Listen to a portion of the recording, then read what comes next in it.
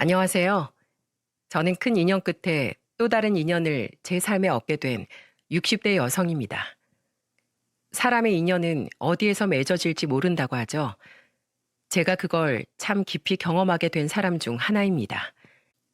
소소하고 평범하게 시작했지만 누구보다도 짙은 인연으로 남은 저의 소중한 관계에 대해 이야기를 해볼까 합니다.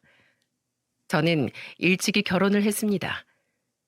애초부터 형편이 안 좋았기에 어차피 안 좋은 형편 같이 살면서 헤쳐나가자 하며 저의 젊은 시절 연인과 결혼을 했죠.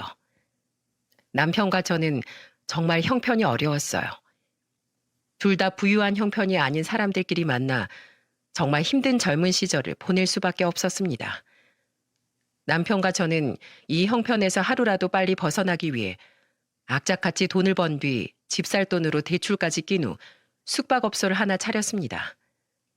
차렸다기보단 인수했다는 말이 더 어울릴 텐데요.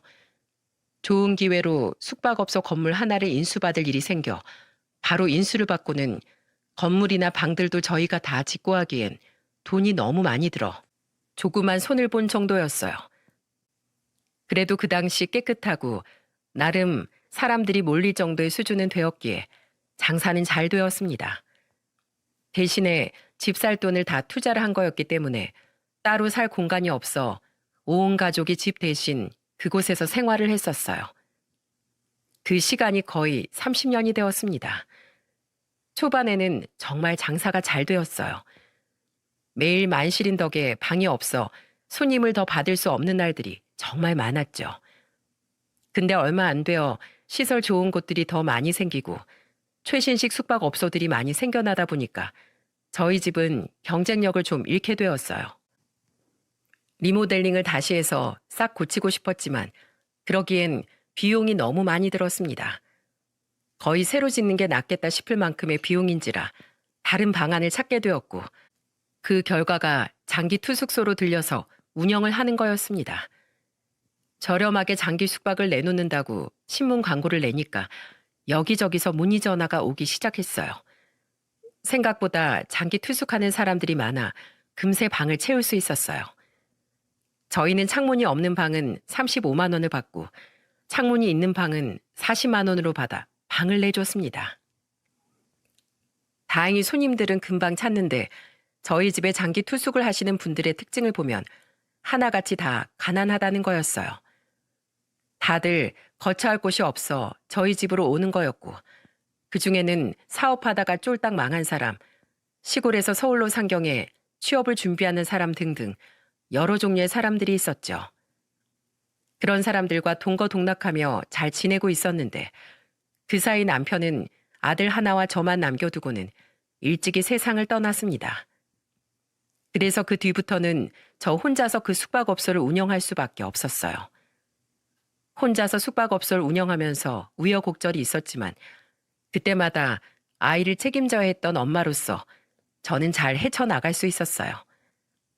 아들은 다 커서 독립까지 할 만큼 키웠는데도 제가 열심히 산 덕분에 늘 계속해서 제 숙박업소는 만실을 유지할 수 있었고 장기 투숙객들은 웬만해서는 잘 나가지 않았기에 빈방 나오는 게 드물기까지 했죠. 근데 그러다 한 분이 나가게 되었는데 그때 마침 기다렸다는 듯이 한 할머니가 오셨습니다. 방 있어요? 저도 여기서 살 수 있나요? 네, 안녕하세요. 몇 분이서 살 계획이세요? 저 혼자 살아요. 그러세요. 방은 있어요. 한 달에 35만 원이에요. 네, 제가 여기서 장기 투숙해야 하는데 괜찮아요? 1년 정도 생각하고 있어요. 네, 당연하죠. 돈만 주시면 더 오래 계셔도 돼요. 조심스럽게 들어오셨던 할머니는 그대로 저희 집에서 장기 투숙을 하게 되었고 그 뒤로 저는 그 할머니를 김씨 할머니라고 불렀어요. 그리고 그 김씨 할머니가 저희와 굉장한 특별한 인연으로 얽히게 될 줄은 생각도 하지 못했습니다. 좋은 타이밍으로 함께 지내게 된 김씨 할머니는 굉장히 조용한 분이셨어요. 무슨 이유에서인지 모르겠지만 방 밖으로 나오는 일이 거의 없으셨죠. 그래서 오히려 제가 궁금해서 할머니 방으로 찾아갈 정도였어요. 심지어는 밥은 먹고 지내시나 걱정이 될 만큼 집 밖으로 나오는 경우가 거의 없으셔서 종종 상을 차려드린 적도 있었죠. 똑똑. 예. 할머니, 저 여기 주인이에요. 오늘도 통 안 나오시는 것 같길래요. 식사는 하셨어요? 아, 예. 컵라면 먹었어요. 아이고, 그 연세 잡수시고 컵라면만 드셔서 되겠어요. 얼른 이 문 좀 열어보세요. 제가 먹던 반찬만 조금 해서 상 좀 차려왔으니까 이거라도 얼른 드세요. 예? 아니, 안 그래도 되는데. 할머니는 문을 열고는 그 상을 받아가면서 너무나 고마워하셨어요. 할머니, 힘드셔도 끼니는 잘 챙겨서 드세요. 할머니 지금 여기 들어오신 지 일주일이 넘었는데 밖에도 잘 안 나가시고 식사도 매일 라면만 드시잖아요. 혹시 할머니 돈이 없어서 라면만 드시는 거예요? 아유, 뭐 이 늙은이가 뭐 먹을 거에 연연해 할 나이도 아니고 그냥 있는 걸로 끼니 때우면 돼요. 그래도 그러면 안 되죠. 잘 드셔야 힘도 나실 텐데 할머니 너무 몸이 약해 보이세요. 그러니까 잘 챙겨 드세요. 제가 이렇게 말을 하며 수저를 손에 쥐어드리자 할머니는 갑자기 눈물을 뚝뚝 흘리기 시작하셨어요. 감사합니다. 사장님, 감사합니다. 잘 먹겠습니다. 밥 한 공기에 눈물을 쏟으시는 걸 보니 참 아픈 사연을 가지고 있으신가 보다 싶은 생각이 들었어요. 그래서 그 뒤로도 종종 제가 다른 손님들은 몰라도 김씨 할머니 끼니만큼은 챙겨드리려고 애를 썼었어요. 할머니는 초반에는 집 안에만 계시다가 나중엔 또 밖으로 열심히 다니셨는데 알고 보니 폐지를 줍느라 그러시는 거였어요. 할머니, 오늘은 얼마나 버셨어요? 오늘은 2,000원 벌었어요. 아유, 하루 왼종일 주우러 다니시는데 그것밖에 못 받으셨어요? 좀 더 달라고 하시지. 배지 값이 많이 떨어졌다고 해서요. 그래도 이게 어디예요? 하루에 2,000원 벌면 한 달이면 6만 원인데 저한텐 큰 돈입니다. 할머니는 그 왜소하고 약한 몸으로 정말 열심히 폐지를 주우며 돈을 모으셨어요. 볼 때마다 안타까워 몇 번은 제가 먹는 영양제도 챙겨다 드리고 했었는데 그래도 김씨 할머니는 참 힘들어 보였습니다. 그리고 제가 그렇게 챙길 수밖에 없었던 이유는 김씨 할머니는 가족이 전혀 없어 보였어요. 그래도 저희 집에 장기 투숙하는 다른 분들 중엔 가족들이랑 같이 사는 분들도 있었고 명절이나 특별한 때가 되면 종종 본가로 다녀오는 사람들도 있었는데 할머니는 찾아오는 가족도 할머니가 찾아가는 가족도 전혀 없어 보였습니다. 그래서 제가 챙길 수밖에 없었어요. 근 1년 정도 같이 지내면서 할머니는 친하게 지내는 지인조차도 보이지 않았기에 저는 그렇게 생각할 수밖에 없었죠. 그런데도 신기한 건 할머니는 혼자 열심히 폐지 줍고 다녀도 얼마 안 되는 돈을 벌면서 한 번도 35만 원이나 되는 월세를 밀린 적이 없으셨어요. 그것도 나중엔 사정이 너무 딱해 보여 그 할머니만 월세를 30만 원만 받았었는데 그것조차 내는 것도 기적이다 싶을 만큼 할머니는 정말 꼬박꼬박 월세를 잘 내셨죠. 게다가 어찌나 약속 시간도 잘 지키시는지 할머니는 월세 내야 하는 그 날짜가 되면 꼭 오전에 현금 봉투를 들고 와 주고 가시곤 했었어요. 그만큼 약속도 철저하게 잘 지키시고 성실하게 폐지도 주우시던 할머니는 무슨 일에선지 한 이틀 동안을 폐지를 주우러 다니지 않으시더라고요. 그래서 무슨 일이 있으신 건가 싶어서 여쭤봤어요. 똑똑. 할머니, 무슨 일 있으세요? 요즘 통 밖에 안 나오시는 것 같아서요. 저는 평소처럼 할머니 방을 똑똑 두드리며 말을 걸었습니다. 근데 원래라면 한 번에 들려와야 할 대답이 들려오질 않더라고요. 그 뒤로 몇 번을 두들겼는데도 전혀 인기척이 없어 그때부터는 난리가 나기 시작했습니다. 별의별 생각이 다 들면서 큰일이라도 난 듯 싶어 얼른 카운터로 내려가 보조키를 가져와서는 바로 문을 따버렸어요. 그리고 그 방 안에 있는 광경으로 인해 저는 깜짝 놀라고 말았습니다. 그 방 안에는 할머니가 쓰러져 있었고 온 몸은 식은땀이 나면서 불덩이처럼 뜨거웠어요. 할머니, 할머니, 정신 좀 차려보세요. 왜 이러시는 거예요? 어디가 아프신 거예요? 네? 할머니, 제발 정신 좀 차려보세요. 저는 할머니를 막 흔들고 입에다가 찬물도 먹여가면서 막 깨웠습니다. 그런데도 미동이 없던 할머니는 겨우 눈을 뜨더니 힘겨운 목소리로 말씀을 하시더라고요. 아, 아, 사장님, 언제 오셨어요? 제가 깜빡 졸았네요. 졸다뇨. 지금 졸고 계신 게 아닌데 어디가 아프신 거예요, 대체? 언제부터 이러셨어요? 아, 괜찮습니다. 저 이제 일어나야겠네요. 무슨 소리세요? 당장 병원으로 가요. 할머니 지금 병원 안 가면 큰일 나게 생겼어요. 저는 맥없이 축 늘어져 있는 할머니를 모시고 곧바로 병원으로 모시고 갔습니다. 어차피 저희는 다들 장기 투숙객이 머물고 있는 곳이었기에 카운터를 보고 있을 필요가 없어 제가 차로 할머니를 직접 모시고 다녀왔어요. 병원에 가자마자 할머니는 바로 링게를 맞으러 들어가셨어요. 저는 보호자를 부르고 싶었지만 할머니에 대해 아는 것이 전혀 없었기 때문에 보호자도 부를 수가 없었습니다. 게다가 할머니 본인도 보호자가 없다며 부를 필요 없다고 하셨다고 하더군요. 그래서 보호자를 제가 대신해 의사 선생님과 이야기를 나눴어요. 의사 선생님은 심각한 목소리로 저에게 와서 말씀을 해주셨죠.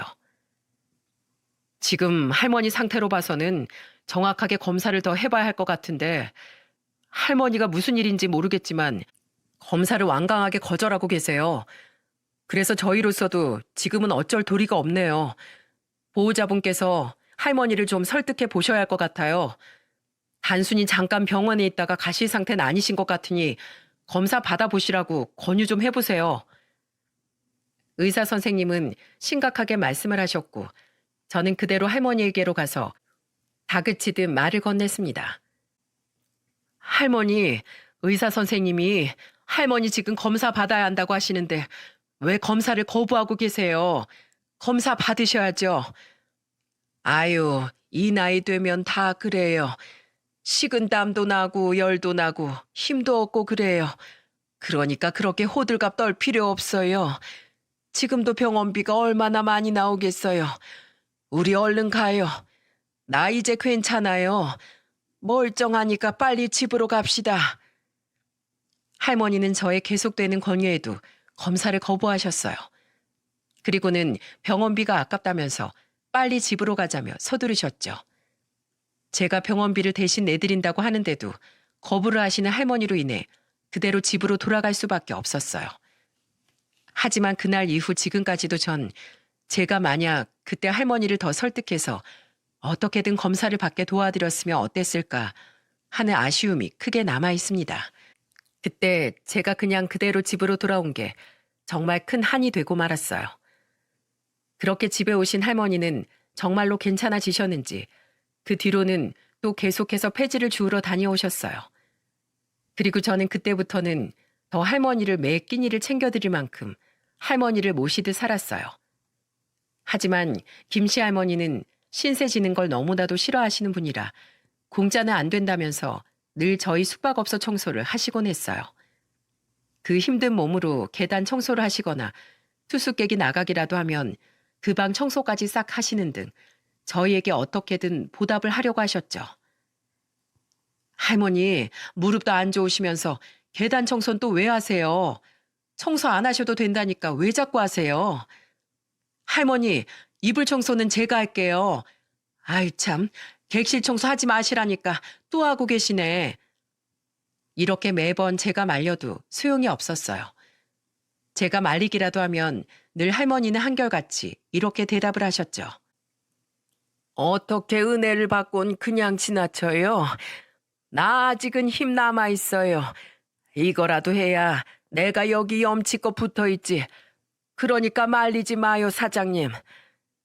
할머니의 고집은 그 누구도 꺾을 수가 없었기에 저도 그대로 보고 있을 수밖에 없었어요.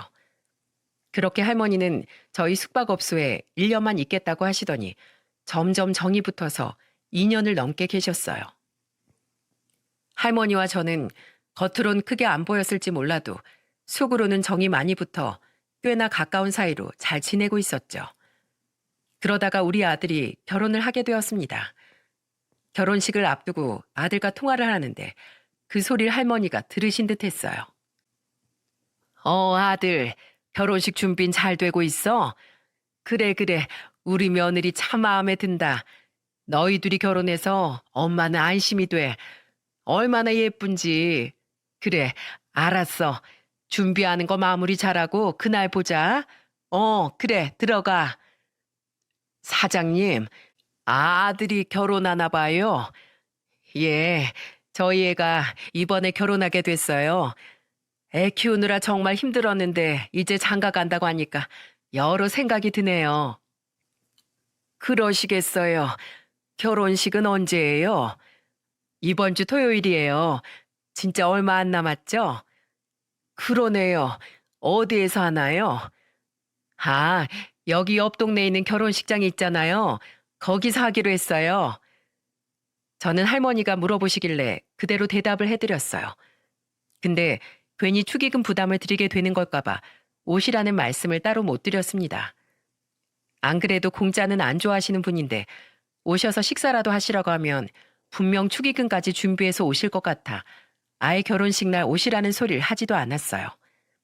하지만 저는 그 결혼식 당일날 정말 깜짝 놀라고 말았습니다. 결혼식 당일 하객 맞이로 정신없이 있는데 입구 쪽에서 절뚝절뚝거리며 익숙한 분이 들어오는 게 보였어요. 그건 다름 아닌 김씨 할머니였죠. 제가 따로 오시란 소리를 안 했기 때문에 당연히 안 오실 줄 알았는데 할머니는 그 약한 무릎으로 쩔뚝거리며 결혼식장 안으로 들어오고 계셨어요. 아니 할머니, 여기까지는 어떻게 오셨어요? 그래도 명색이 우리 사장님 아들 결혼식인데 와야죠. 제가 그동안 사장님께 받은 은혜가 얼만데 이 좋은 날 당연히 같이 축하해줘야 하는 거 아니겠어요? 은혜는 무슨 은혜예요. 저 월세 받을 것도 꼬박꼬박 다 받는데. 그래도 그 이상으로 나한테 잘해주셨잖아요. 그리고 이런 자리는 사람들 많이 와서 축하해줘야 하는 자리 아니겠어요? 아, 이분이 우리 사장님 아들이신가 보네요. 아들은 그동안 절 보러 숙박업소에 몇 번 왔지만 할머니와 직접적으로 볼 일은 없었기 때문에 이날 처음 서로 얼굴을 보는 거였어요. 네, 할머니, 안녕하세요. 안 그래도 저희 엄마한테 종종 말씀 많이 들었습니다. 저희 엄마 가게에서 든든하게 힘 되어 주신다고 하시더라고요. 정말 감사합니다. 아이고, 아니에요. 오히려 내가 신세지고 살고 있는데, 오히려 내가 은혜를 많이 받으면서 살고 있어요. 참 좋은 엄마를 두었네요. 오늘 결혼도 축하합니다. 할머니는 그렇게 말씀하시곤 식장 안으로 들어가셔서 끝까지 예식을 보시고 가셨어요. 다행히도 식사를 꼭 하고 가시라고 했더니 식사까지 하고 가신 듯 하더군요. 저는 정신없이 결혼식을 마치고 아들과 함께 축의금을 확인하는데 거기에서 깜짝 놀라고 말았습니다. 왜냐하면 김씨 할머니가 주고 간 축의금 봉투 안에는 5만 원짜리 한 장과 1만 원짜리 석 장, 1,000원짜리 20장으로 해서 총 10만 원이 들어가 있었거든요. 할머니는 어떻게든 10만 원을 맞추고 싶으셨는지 1,000원짜리까지 넣어서 가지고 오셨더라고요. 저는 할머니가 이 돈을 모으기 위해 사시사철 폐지 주우며 얼마나 고생을 많이 하셨는지 잘 알고 있기에 보자마자 감사하면서도 마음이 너무 아팠어요. 그래서 그날 바로 할머니에게 가서 말했죠. 할머니, 무슨 축의금을 그렇게나 많이 하셨어요? 할머니는 그냥 축의금 안 내시고 식사만 하고 계셔도 되는데 힘들게 모으신 돈을 잔뜩 넣어버리시면 어떡해요. 자, 할머니, 이거 제가 마음만 받을게요. 그러니까 이거 할머니가 도로 가지고 가세요. 아이고, 아닙니다. 내가 주고 싶어서 준 건데 왜요? 그리고 요즘 물가가 얼마나 비싼데. 괜찮으니까 도로 넣어요, 얼른. 저는 할머니께 10만 원을 받은 만큼 다시 돌려드리려고 했지만 극구 사양을 하셨어요. 역시나 그 고집을 말릴 수 없었기에 저는 도로 그 돈을 가지고 와서 어떻게 하면 할머니의 그 고마운 마음에 보답을 할 수 있을까 고민을 했습니다. 그리고는 좋은 방법을 하나 생각을 했죠. 저는 할머니께 한 달 동안의 월세를 안 받기로 했어요. 할머니, 이거 제 호의 아니고요. 할머니가 제 아들 결혼식 축의금까지 챙겨주신 마음이 너무 감사해서 저도 보답해드리고 싶어서 그러는 거니까 꼭 들어주세요. 이번 달엔 월세 안 주셔도 돼요. 저도 너무 감사해서 그러는 거니까 사양하지 마시고요. 아셨지요? 예? 아, 안 돼요, 안 돼. 거의 다 준비했어요. 그리고 남한테 피해 줄 수 없어요. 할머니, 전 할머니 남으로 생각 안 해요. 그리고 절대 피해 주시는 거 아니니까 제 마음 받아주세요. 할머니 저희 집에 온 지도 벌써 2년이 넘었고 앞으로도 계속 여기 계실 거잖아요. 그러니까 제가 할인해 드리는 거라고 생각하세요. 아이고, 사장님 감사합니다. 정말 감사합니다. 할머니는 제 말에 또 한 번 눈물을 흘리시며 감사하다고 하셨어요. 저는 할머니의 그 눈물의 의미를 너무나 잘 알았습니다.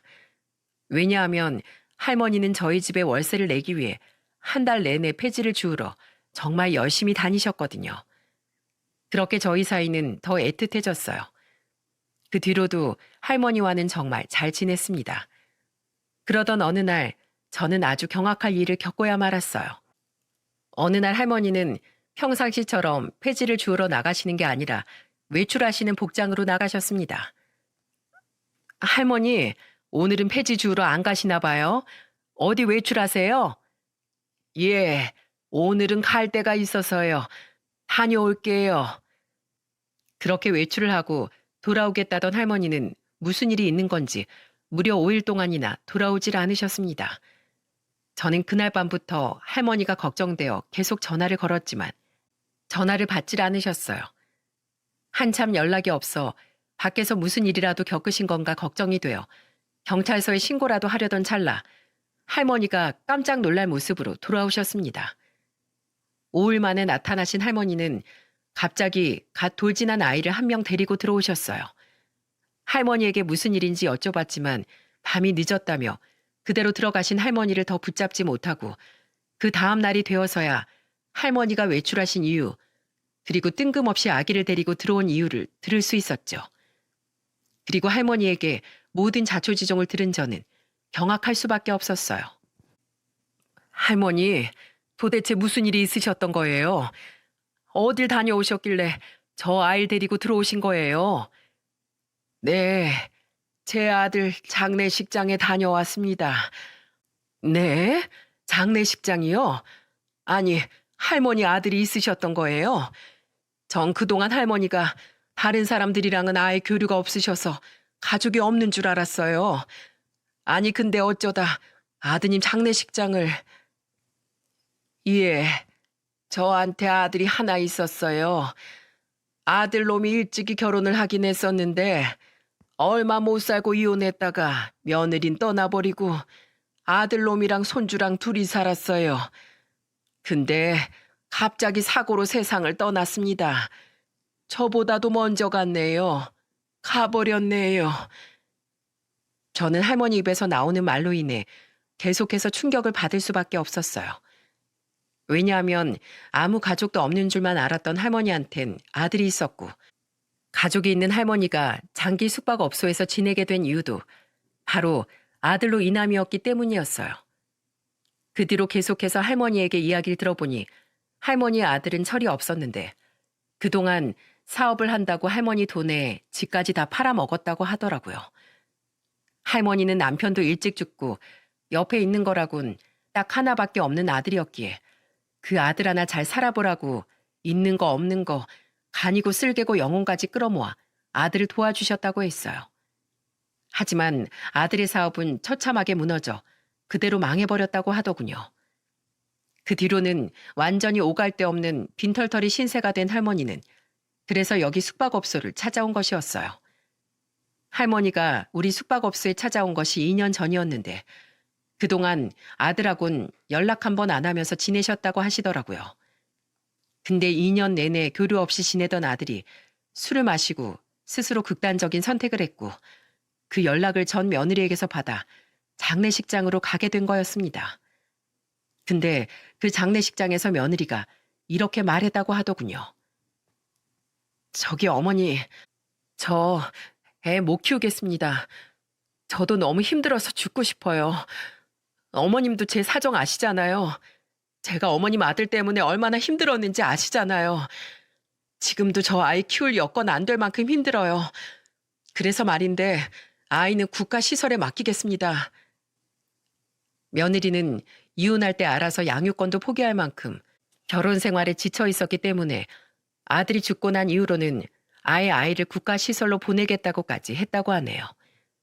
그러니 며느리가 아이를 국가 시설에 맡기겠다고 하니 할머니는 차마 아이를 버릴 수 없어 데리고 오신 거였죠. 저는 전 재산 다 잃고 집도 잃고 아들 잃고 며느리까지 잃고 다 잃은 할머니가 너무 안타까웠습니다. 저한테 그저 덤덤한 목소리로 외출 좀 하겠다며 나가신 할머니는 5일 동안 아들의 장례를 치르고 며느리와 대치까지 하며 손주를 데리고 온 것이었어요. 근데 할머니는 끝까지 자신의 처지에 대한 신세 한탄은 일체하시지 않고 저한테 부탁만 하시더라고요. 아직 애가 어려서 손님들한테 시끄럽다고 민원이 들어올 수도 있는데 그것만 좀 양해해 주세요. 제가 최대한 손주 울지 않도록 잘 보살피겠습니다. 할머니는 이미 처음부터 저한테 이 모든 이야기를 꺼내실 때 진짜는 이 말씀을 하시려고 저한테 말씀을 하셨던 거였어요. 정말 너무 딱했습니다. 너무나 안타까웠어요. 그래서 저는 할머니를 생각해 말을 했죠. 할머니, 그건 걱정 안 하셔도 되는데 그래도 앞으로 어쩌시려고 그러세요. 지금 환경이 너무 안 좋잖아요.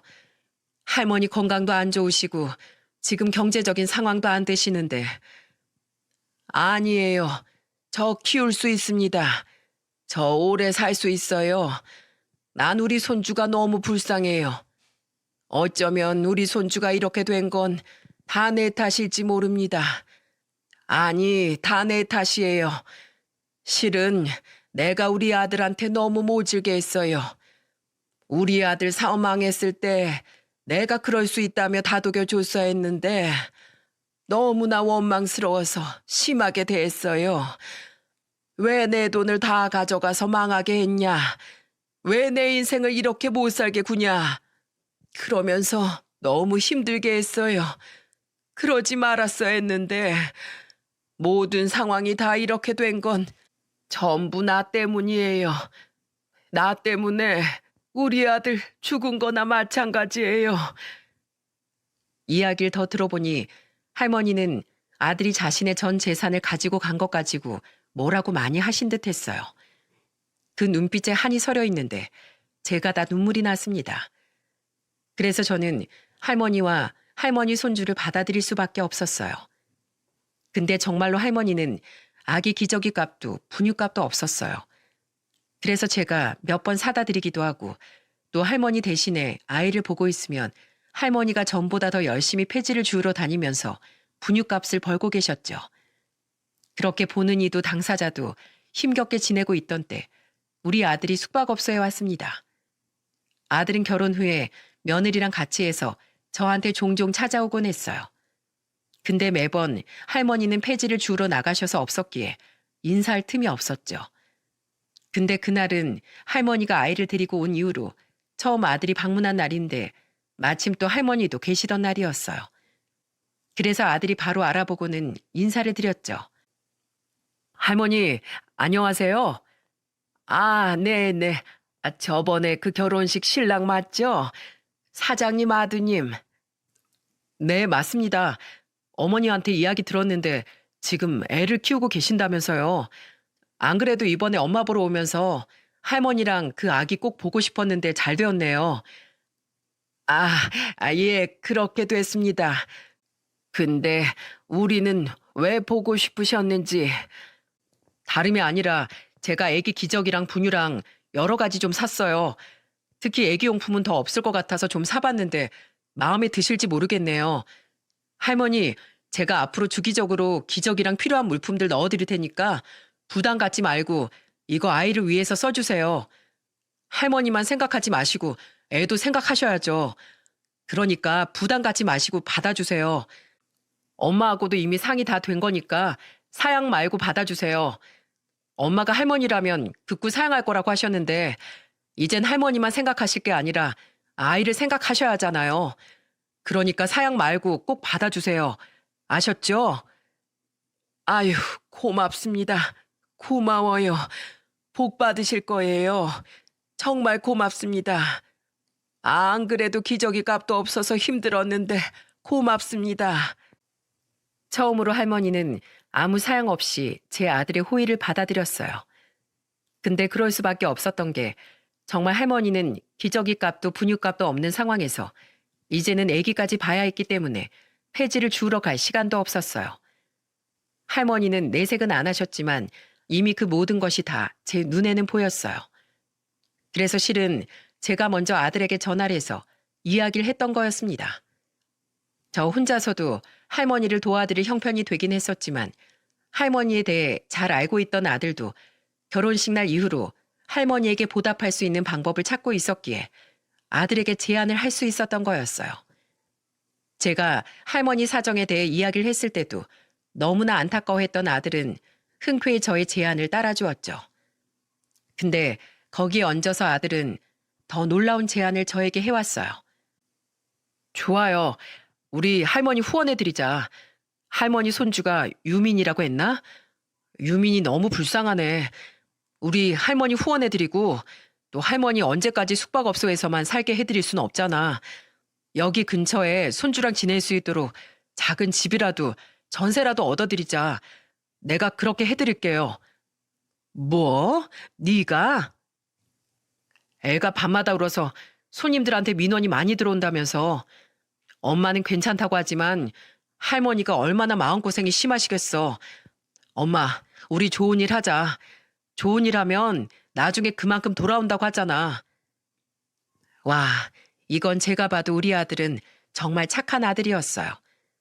저는 그 생각까지 못했었는데 할머니에게 집까지 얻어주는 생각을 하는 아들이 정말 너무나도 대견하더라고요. 그래서 흔쾌히 그러자고 했고 아들은 할머니랑 할머니 손주 유민이에게 우리 가게에서 100m 근처에 있는 작은 빌라를 얻어주었어요. 근데 분명히 할머니에게 먼저 말씀드리고 집을 구하면 절대로 안 된다고 하실 게 분명했기에 저희는 이미 집을 얻어놓은 상태에서 말씀을 드렸습니다. 제 아들은 진짜 선물인 집은 숨겨두고 기저귀만 분유만 들고 와서 할머니의 마음을 먼저 풀어놓은 거였어요. 그 뒤로 진짜로 드려야 할 것을 드리도록 했죠. 할머니, 지금 제가 가지고 온 이 물건들 다 가지고 유민이까지 해서 저랑 같이 가실 데가 있으세요. 네? 어디를 가요? 할머니는 제 아들이 갑자기 어딜 가야 한다고 하니까 어리둥절해 하셨어요. 그런 할머니를 안심시켜 드리려고 제가 나섰죠. 할머니, 저도 같이 갈 거예요. 그러니까 안심하세요. 길은 우리 아들이 안내해 줄 겁니다. 얼른 같이 가요, 할머니. 자, 손주 무거우시니까 제가 안을게요. 어휴, 이 어린 팔로 아기를 어떻게 안고 가셨어요? 자, 유민이는 제가 안고 갈 테니까 할머니는 저희 엄마 손 꼭 잡고 저 따라오세요. 아이고, 참. 할머니는 미안해 하시면서도 제가 손을 꼭 잡으니 그대로 따라오셨어요. 할머니, 여기에요. 문 열어보세요. 예? 아니, 여기가 어디길래. 얼른 열어보세요. 열어보시면 아실 거예요. 할머니는 걱정스러운 표정으로 조심스럽게 문을 열어보셨어요. 그리고는 정말 깜짝 놀라셨죠. 근데 할머니만 놀란 게 아니었어요. 저도 깜짝 놀랐습니다. 왜냐하면 그 집 안에는 아들이 정말 세심하게도 할머니 침대부터 시작해 냉장고, 아기용품, 블라인드 커튼까지 세심하게 전부 다 갖춰놨었거든요. 놀라워하며 입을 못 다물고 있는 할머니에게 아들이 말을 했어요. 할머니, 앞으로 여기서 지내세요. 이제부터 여기가 할머니 집입니다. 예? 아니, 제가 이런 걸 받아도 돼요? 네, 할머니. 여기 어차피 전세예요. 부담 갖지 마세요. 아들이 괜찮다며 안심시켜드리면서 말을 하자 그제서야 할머니는 안도의 한숨과 함께 눈물을 흘리며 말씀을 하셨어요. 아유, 고맙습니다. 제가 거기서 많이 민폐를 끼쳤죠. 아기 때문에 민원이 많이 들어와서 그렇지요. 아니에요. 할머니 유민이랑 조금 더 편하게 지내시라고 제가 구해드린 거예요. 아유, 어떻게 이런 호의를. 아유, 고맙습니다. 정말로 고맙습니다. 할머니는 연신 고맙다고 말씀을 하시며 눈물을 펑펑 쏟으셨어요. 근데 제가 생각해도 우리 아들은 정말로 어렸을 때부터 착하다고 소문난 아들이었기 때문에 참 자랑스럽고 잘 컸다 싶었어요. 사실 제 아들은 할머니가 혼자 왔을 때부터 한 번씩 궁금해했었어요. 또 저한테서 할머니가 폐지 주우러 다니신다고 했을 때도 몸도 많이 안 좋다는 것까지 다 들었기에 항상 안쓰럽게 생각을 했었죠. 근데 그래도 저는 아들이 선뜻 할머니의 사정을 듣고 전세까지 구해줄 줄은 몰랐어요. 아기 용품까진 해줄 거라고 생각했지만 여기까지는 미처 생각하지 못했죠. 나중에 아들하고 이야기를 해보니 전세는 나중에 돌려받을 수 있으니까 혹여라도 나중에 집을 빼게 되면 다시 가지고 오면 된다며 아들이 거처를 마련하고자 했던 거더라고요. 할머니는 이렇게 준비된 집을 보면서 그 자리에서 주저앉아 오열을 하면서 고맙다고 살면서 이렇게 은혜를 받아본 적도 없고 난 참 복받은 사람이라고 말씀하셨습니다. 덕분에 저도 울고 제 아들도 울면서 그렇게 훈훈하게 마무리가 되었죠. 그날로 할머니는 그 집에 손주와 들어가서는 편안하게 잘 지내셨어요. 월세 낼 걱정도 없었고 아기 용품들도 제 아들이 주기적으로 넣어주었기에 훨씬 안정되게 보내셨죠. 무엇보다도 제 아들이 나라에서 지원을 받을 수 있는 부분들을 다 알아보고 국가지원 관련해서 신청하는 것까지 다 도와주었기에 훨씬 편하게 지내실 수 있는 거였어요. 그렇게 우리는 더 가족처럼 지낼 수 있었습니다. 제 아들이 할머니와 그 손주를 도우면서 우리 집 며느리도 계속해서 들리면서 서로 왕래를 자주 했었어요. 안정되고 편안하게 잘 지내고 있던 때 갑자기 할머니에게 큰 불행이 찾아오게 되었습니다. 그 시점은 아들이 할머니하고 손주한테 전셋집을 얻어주고 1년 3개월이 지난 시점이었죠. 당시 저는 일을 하고 있었는데 생각지도 못한 곳에서 할머니의 소식이 들려왔어요. 그곳은 병원이었습니다. 저도 일하는 새 몰랐는데 알고 보니 손주가 계속해서 울었던 것 같더라고요. 이상하게 하루 종일 우니까 할머니 옆집에서 사는 사람이 경찰에 신고를 했고 아무리 문을 두드려도 안에서도 애 울음소리만 들릴 뿐 인기척이 없었기에 경찰은 119까지 불렀던 것 같아요. 119가 문을 따고 들어가니 아기는 울고 있고 그 옆에 할머니가 쓰러져 있었다고 했습니다. 그리고는 바로 병원으로 이송을 하고선 보호자에게 연락을 하려고 할머니 통화 목록을 보니 보호자는 없고 저와 연락한 것밖에 없어 병원에선 저한테 연락을 했던 거였어요. 저는 깜짝 놀라 아들한테 연락을 해놓고는 얼른 병원으로 달려갔습니다. 할머니가 쓰러졌다는 소식을 듣고 아들과 며느리도 그 병원으로 왔어요. 그날은 일요일이었기 때문에 집에서 쉬고 있던 아들 부부도 올 수 있었던 거였어요. 수술 들어가기 전 알고 보니 할머니는 말기암 병을 가지고 있었던 거였죠. 정말 상상도 못한 병이었습니다. 할머니는 이미 이 병에 대해 알고 계셨는데 누구보다 자기 몸을 잘 알면서도 치료를 안 했던 것 같아요. 나중에 할머니 방 안을 살펴보니 진통제가 잔뜩 나왔었는데 할머니는 그것만 먹으면서 버티고 버티다 병을 키워왔던 것 같았죠. 그렇게 꿋꿋하게 진통제만 먹으며 버텼던 것도 할머니는 돈이 없어서 그랬던 것 같아요. 또 한 번 할머니 때문에 마음이 아팠던 순간이었습니다.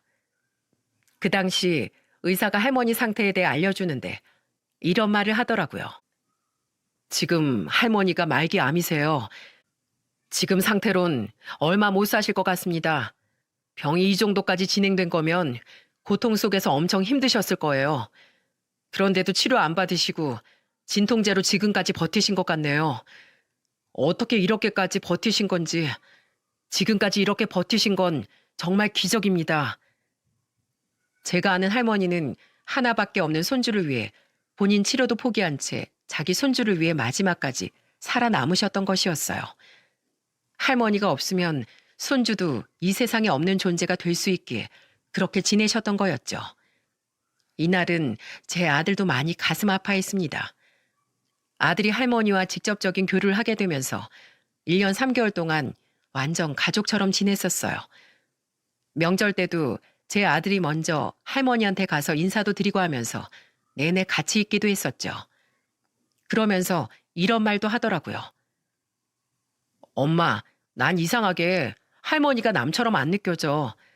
할머니한테 마음 가고 더 신경이 쓰이고 그래. 그래서 난 할머니 오래오래 사시는 것 보면서 옆에서 친손주처럼 끝까지 효도할 거야. 그렇게 하고 싶어. 그래, 내 아들 장하다. 정말 장해. 이 정도까지 제 아들이 할머니를 생각하고 있었던 터라 할머니 이야기를 들었을 때 마음이 많이 아파했을 수밖에 없었어요. 할머니는 저와 제 아들 부부가 계속 지키고 있는 사이 꽤 오랫동안 누워 계시다가 겨우 눈을 뜨셨어요. 아이고, 사장님, 여기 병원인가요? 여기까지 저 때문에 또 오셨나 보네요. 많이 놀라셨지요? 할머니, 이 지경이 되도록 뭐 하셨어요? 말씀을 하셨어야죠. 할머니도 다 알고 계셨어요. 몸이 이렇게까지 안 좋은 거. 그럼요, 알고 있었죠. 제 몸인데 제가 모를까요? 아이고, 이제 숨기지도 못하겠네요. 나는 이제 죽어도 상관없는데 내가 없으면 우리 손주 어찌하면 좋을지 모르겠습니다. 할머니는 진심으로 한탄을 하시며 말씀하셨어요. 할머니가 손주를 보시려면 먼저 치료를 받으셨어야죠. 안 그래도 애기 데리고 와서야 나중에 혼자 병원에 갔더니 이미 늦었다고 하더라고요. 이미 늦은 거 조금 더 살자고 연명 치료하면 뭐합니까? 그 시간에 우리 손주랑 1시간이라도 더 놀아주지. 전 치료보다 손주를 택했습니다. 아휴, 할머니.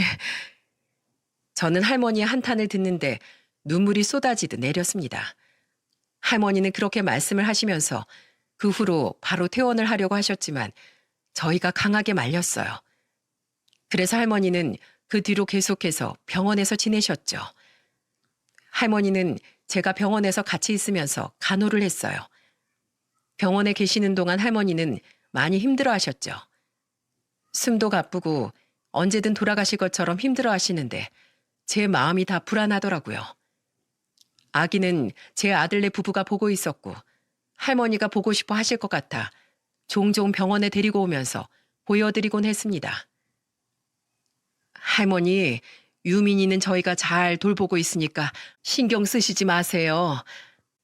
그리고 얼른 자리 털고 일어나셔야 돼요. 아셨지요? 우리 유민이 좀 보여줘요. 우리 유민이. 네, 할머니. 유민이 지금 여기 있잖아요. 유민아, 할머니 해봐. 할머니. 아이고, 유민아. 할미야, 내 새끼. 까꿍. 옳지. 까꿍. 할머니는 마지막 순간까지도 손주랑 놀아주려고 장난을 쳐주셨어요.